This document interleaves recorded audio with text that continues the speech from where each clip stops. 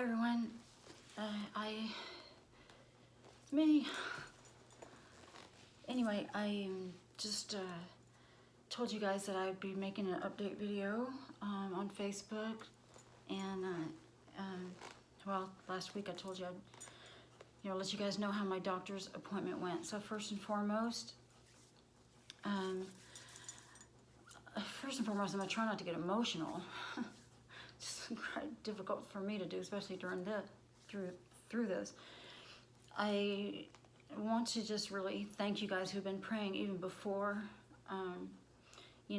Yesterday when I posted it on Facebook, for all you guys out there that support my my channel and support me and this community, and have been praying for my appointment today. So, and for those of you who don't know yet, and that's probably the majority of you, I do have really good news. I do have a wonderful doctor right now. She's a PCB, yeah. And anyway, it took a lot of doing to try to find someone to be willing to help. That's very sad and tragic, and something that needs to change for sure. But I also made sure I took a very proactive step yesterday after leaving several voice messages with my prior doctor, and my son leaving him messages, and our cries going on deaf ears. He finally called me a few days ago, and he was just very kind of nonchalant and acting like it was just pretty much an insurance issue, as if the other thing that I had talked about had never happened. It was very disturbing, but I was just pleading with him again, anyway, to make a long story short, he had told me if I could work things out with insurance, whatever, that he'd jump back on with me. But the thing is, he knew that wasn't going to happen. It wasn't a possibility now with my change in insurance anyway. Even though before he had told me that with me, after 35 plus years, he would make an exception with me, and because all he was doing was basically month by month calling in the medication and trusting me as he knew he could with the dosage. But anyway, so I was expecting a call back from his office Monday, because Friday I talked to his office, and I just told him, I was like, look, you guys need to help me. You need to help me figure this out. And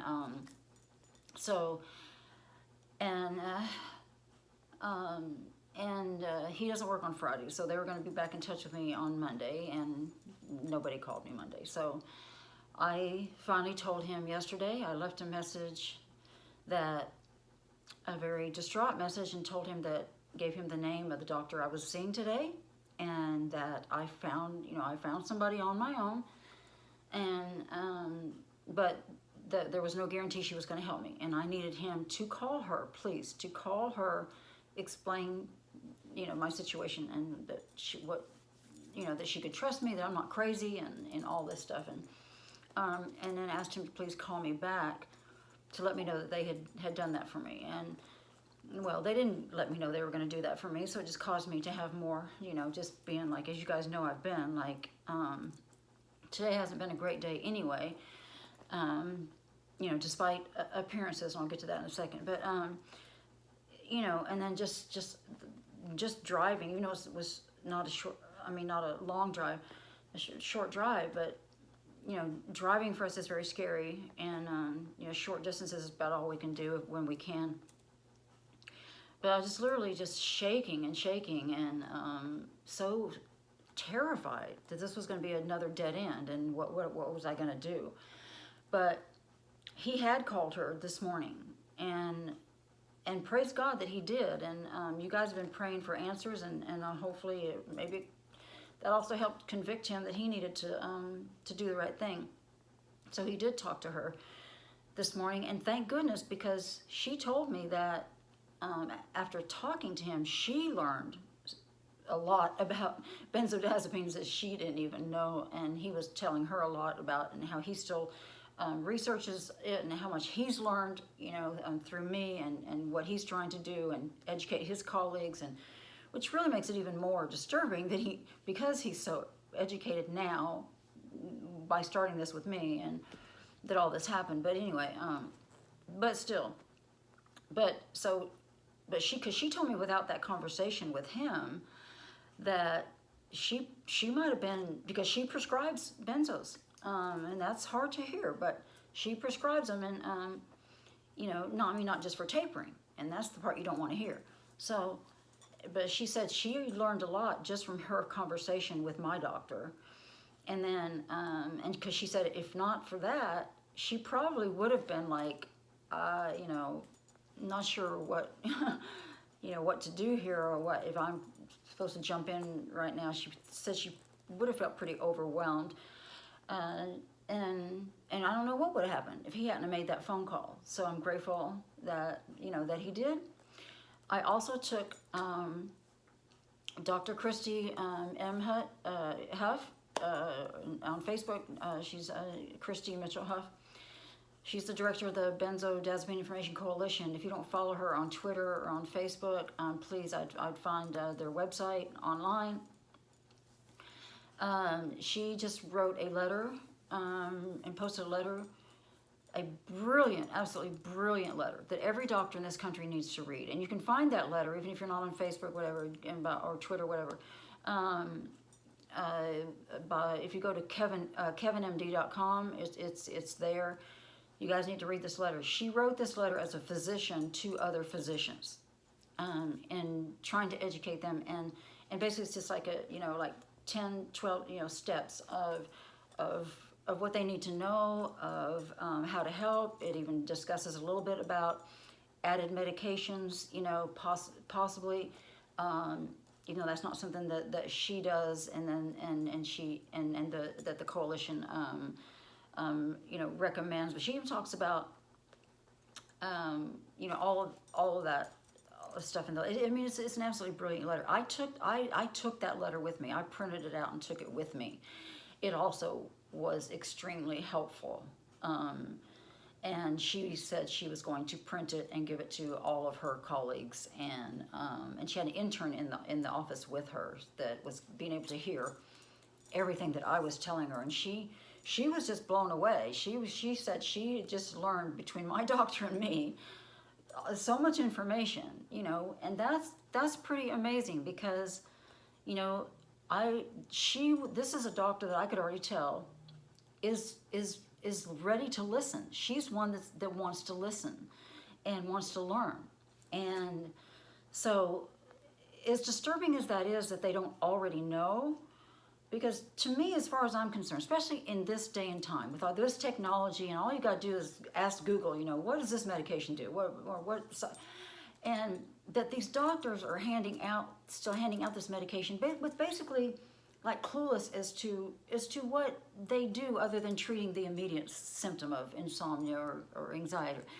So that's very disturbing. That should not be happening. These doctors, if you're gonna hand out this pill, you need to know more than it's going to calm your anxiety or it's going to help you sleep. You need to know more than that.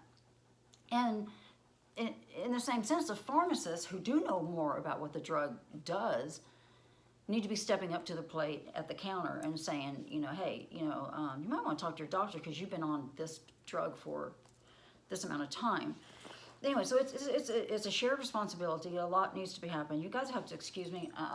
It's not like you haven't seen me shaking, but even right now, it's very, very, very long emotional day.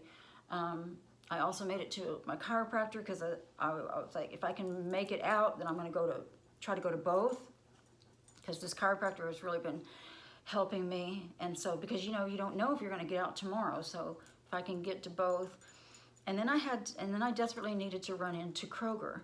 And you guys know that feeling. Well, for those of you who have not been through it, you don't know, but so many people know this feeling. And you're in the grocery store, and it's like there's people all around you, but it's like it's not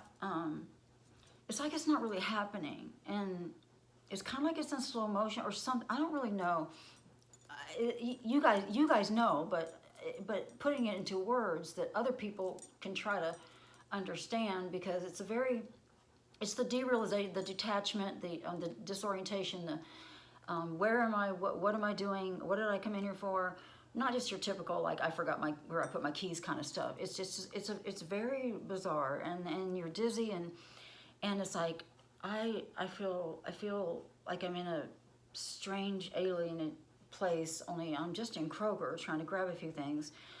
But so it's quite overwhelming. I was getting very panicky, you know, something I didn't have before this process.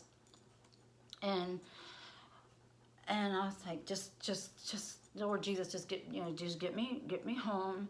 And then I remembered, oh my gosh, I forgot to go get my prescription at Walmart, because I've been on an estrogen patch for a very long time, and I keep forgetting to go get it, and they were about to put it back, and it was just across the street. So I was like, oh gosh, I gotta go do that. But anyway, and as far as prescription goes, this doctor was not only wonderful.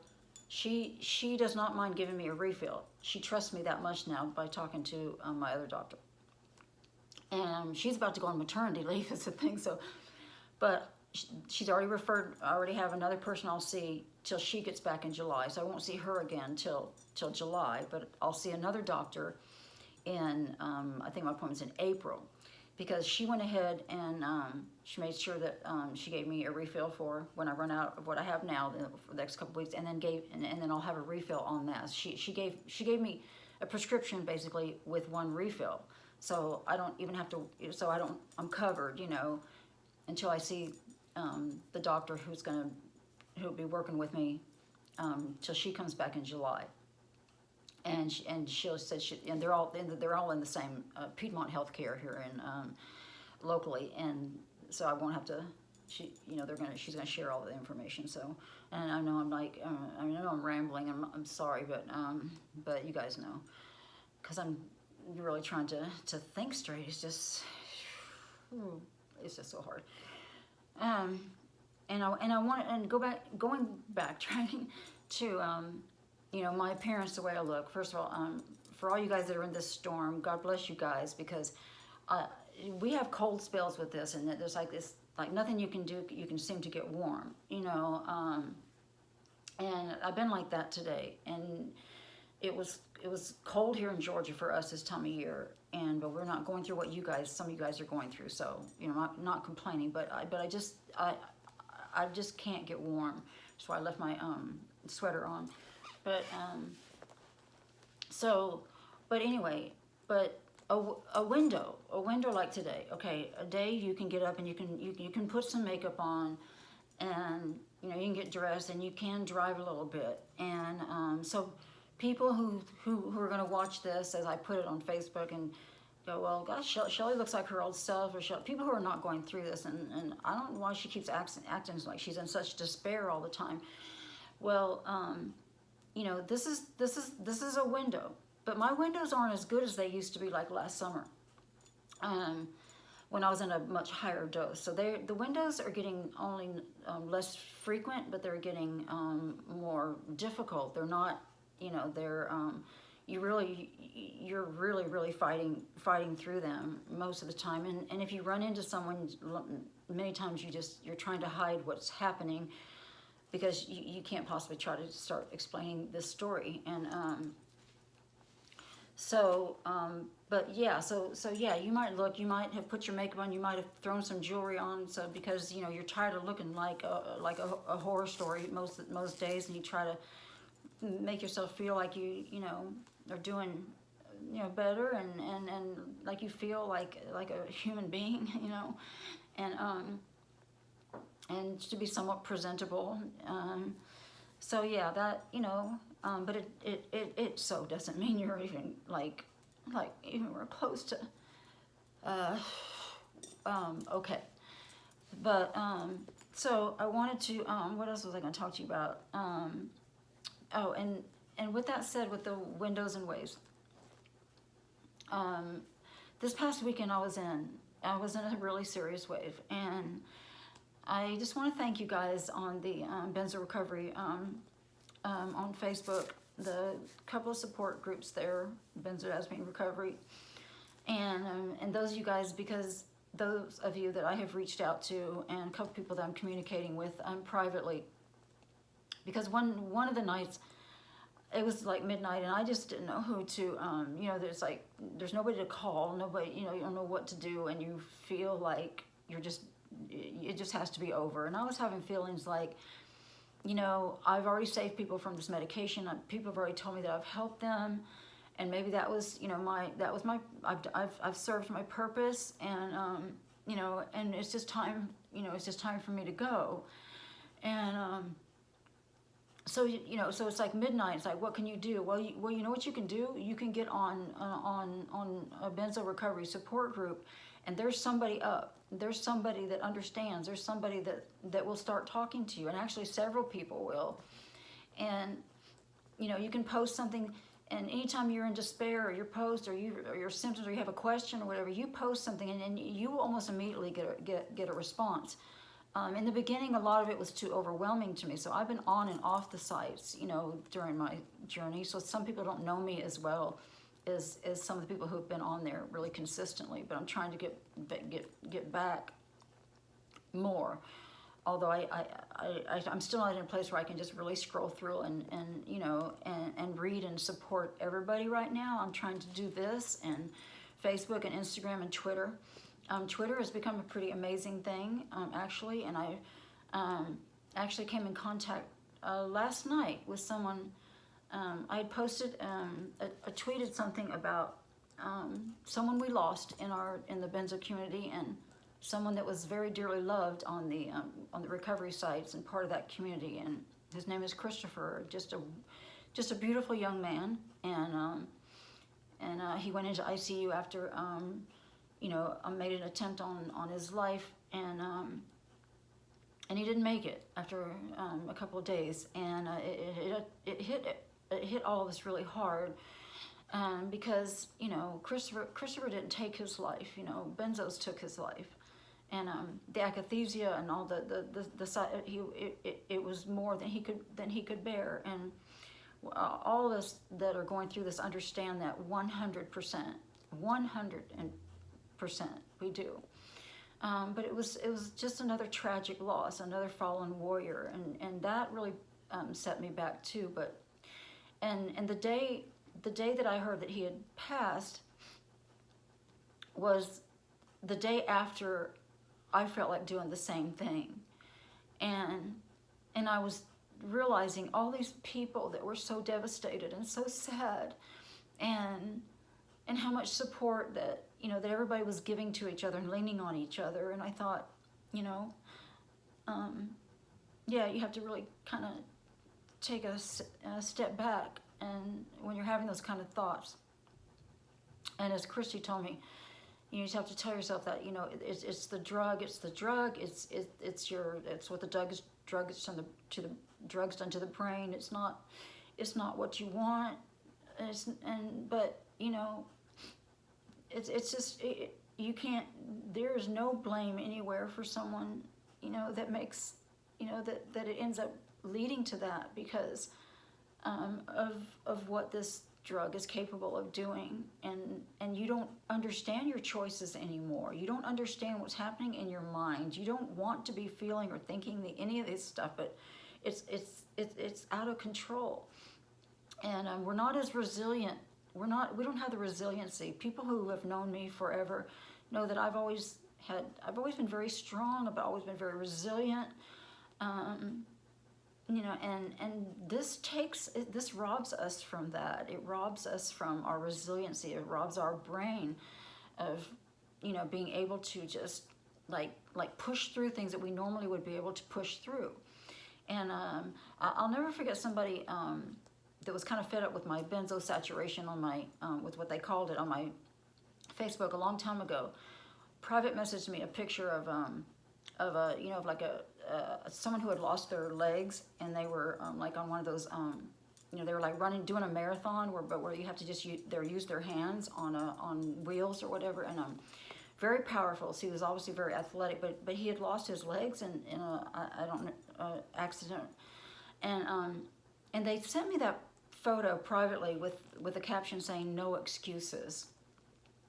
And those were the kind of things that were happening to me that caused me to get off of Facebook for a while, because I was like, how can you send that something like that to me, and just act like my suffering should just, or like I'm just supposed to just get over it because look what this guy did.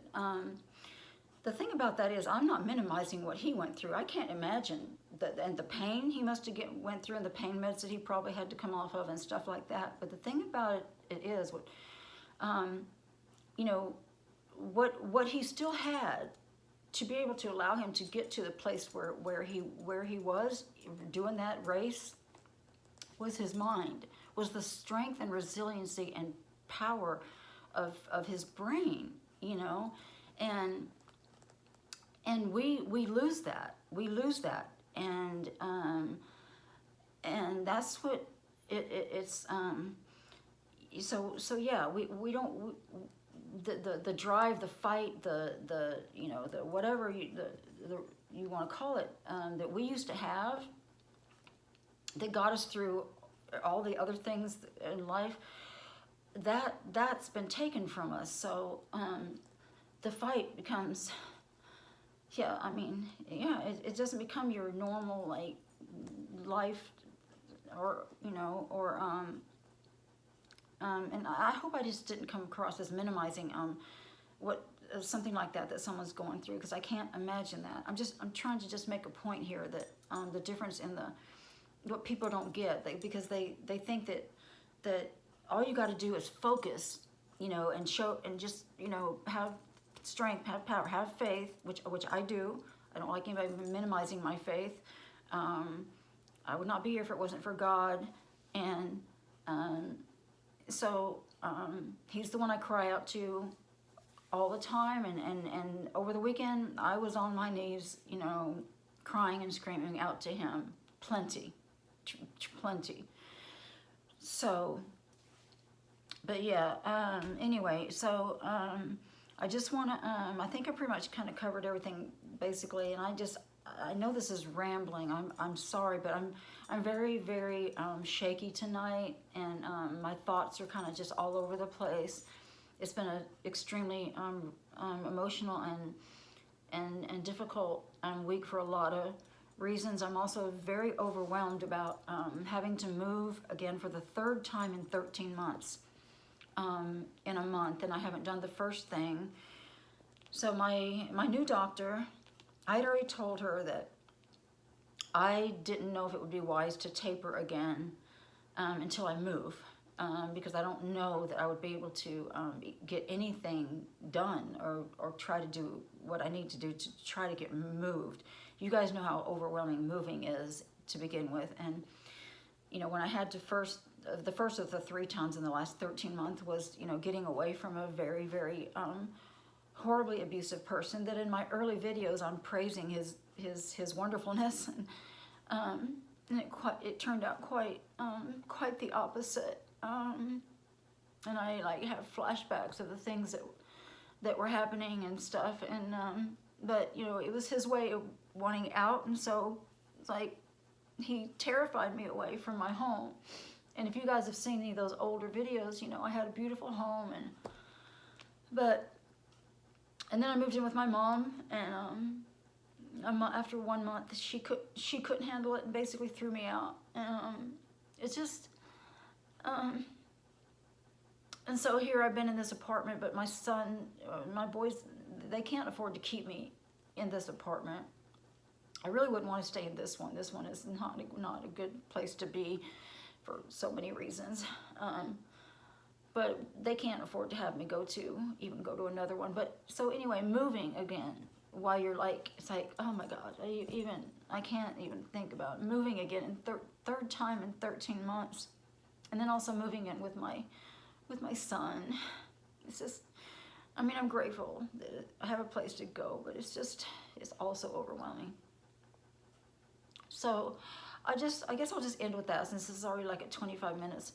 And I really have so much that I want to talk to you guys about. Like, I have so much I want to talk to you about. I feel like I could sit here and do a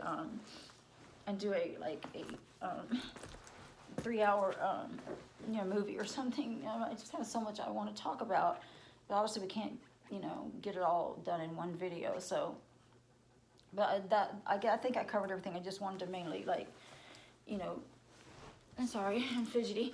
Um, and and just thank you guys so much for your prayers and your support. And you guys have mine every single day, every day.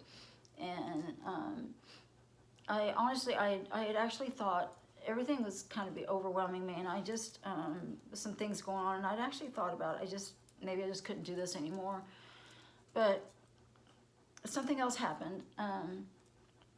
Oh, the gentleman on Twitter, I lost track of that. He saw my post about Christopher, and he is like he activates like for suicide prevention stuff.